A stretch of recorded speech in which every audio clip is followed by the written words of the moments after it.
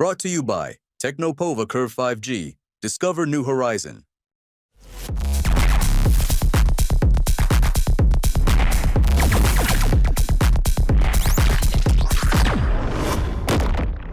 पिछले 6 माह में 5वीं बार बिहार दौरे पर आए लोकसभा में नेता प्रतिपक्ष राहुल गांधी ने एक एक करके कई सवाल दागे।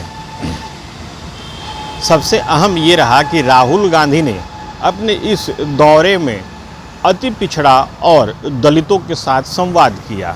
राहुल गांधी के इस पॉलिटिकल कदम के बाद से बिहार में राजनीतिक चर्चा बहुत तेज हो गई। एक तरफ जहां राहुल गांधी ने सरकार की कमजोर नस को दबाते हुए सवालों पर सवाल दागे, वहीं दूसरी तरफ राज्य में सत्तारूढ़ पार्टियों ने राहुल गांधी के ऊपर अपना अटैक किया।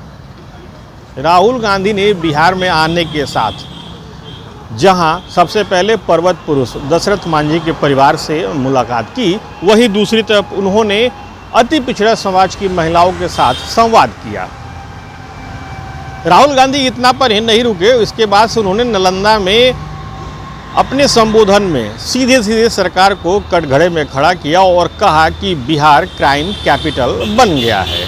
बस इसी के बाद बिहार में राजनीतिक बयानबाजी का तूफान आना शुरू हो गया। राहुल गांधी के ऊपर सबसे पहले गया के सांसद और दलित चेहरा माने जाने वाले जीतन राम मांझी ने सीधे सीधे एक्स पर पोस्ट करके हमला किया।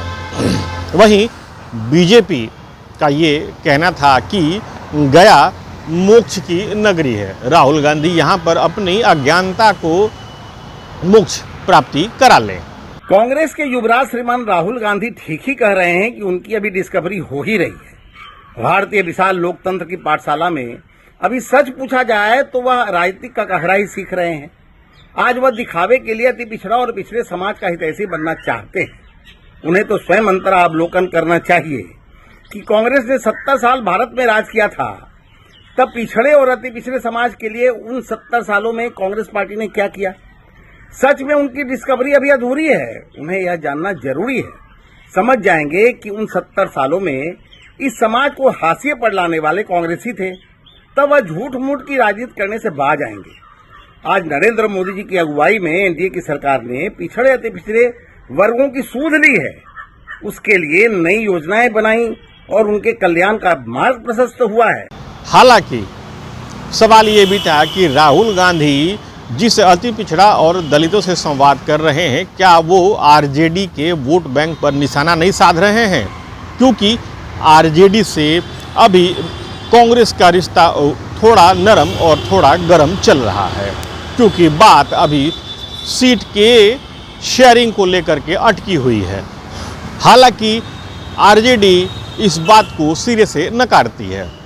आरजेडी के प्रवक्ता एजाज अहमद कहते हैं कि राहुल गांधी ने उन मुद्दों को ही आगे बढ़ाया है जो नेता प्रतिपक्ष तेजस्वी यादव कहते रहे हैं। राहुल गांधी जी उसी दिशा में जो तेजस्वी प्रसाद यादव जी ने 17 महीने के कार्यकाल में महागठबंधन के माध्यम से 65% आरक्षण की व्यवस्था की थी, अति पिछड़ा समाज के लिए 18 से 25% आरक्षण की व्यवस्था की थी।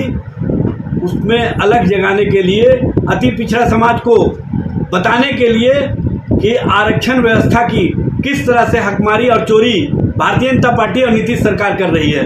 और साथ ही साथ सभी को पता है कि तेजस्वी प्रसाद यादव जी ने घोषणा किया था कि माई बहन मान योजना के तहत महागठबंधन सरकार बनने पर 2500 रुपया प्रत्येक महिलाओं के खाते में उनको महंगाई से निजात दिलाने के लिए, उनको आर्थिक रूप से कुछ सहायता मिले इसके लिए। और साथ ही साथ जिस तरह से बिहार में सरकार के स्तर से महिलाओं पर अत्याचार हो रहे हैं, महिलाओं के साथ व्यवहार हो रहे हैं, उन सब मामलों से कहीं ना कहीं महिलाओं को थोड़ा फायदा हो, इसके लिए तेजस्वी जी का संकल्प है कि महागठबंधन सरकार बनने पर 2500 रुपया प्रत्येक महीने महिलाओं के खाते में माई बहन मान योजना के तहत दिए जाएंगे। और उस योजना के संबंध में भी राहुल गांधी जी गया में महिलाओं के बीच संवाद करेंगे।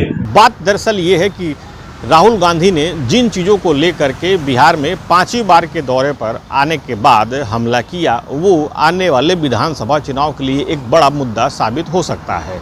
हालांकि इन सभी मुद्दों पर और क्या कांग्रेस आरजेडी के वोट बैंक पर निशाना साध रही है, इस पर कांग्रेस पार्टी का अलग स्टैंड रहा। कांग्रेस पार्टी इसे सिरे से नकारती है और कहती है कि उनकी पार्टी हर वर्ग की बेहतरी के लिए बेहतर सोचती है।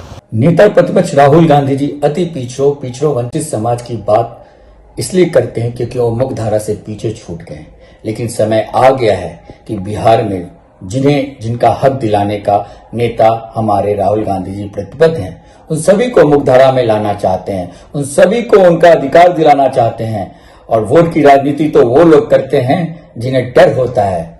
हम सिर्फ और सिर्फ एक ही मकसद से काम कर रहे हैं कि किस तरह से अति पिछड़ों को सशक्त बनाएं, उनको एम्पावर करें, उनको कैसे मुख्यधारा में लाएं। बहरहाल राहुल गांधी ने पिछले 6 माह में 5वीं बार बिहार आकर के जिस तरीके से अपनी राजनीति की नई इबारत को लिखने की कोशिश की है, उसे देखकर ये अंदाज़ा लगाना कतई मुश्किल नहीं है कि आगे आने वाले दिनों में राहुल गांधी फिर बिहार के दौरे पर आएंगे और नए नए इशू पर सरकार को कटघरे में खड़ा करने की पूरी कोशिश करते रहेंगे।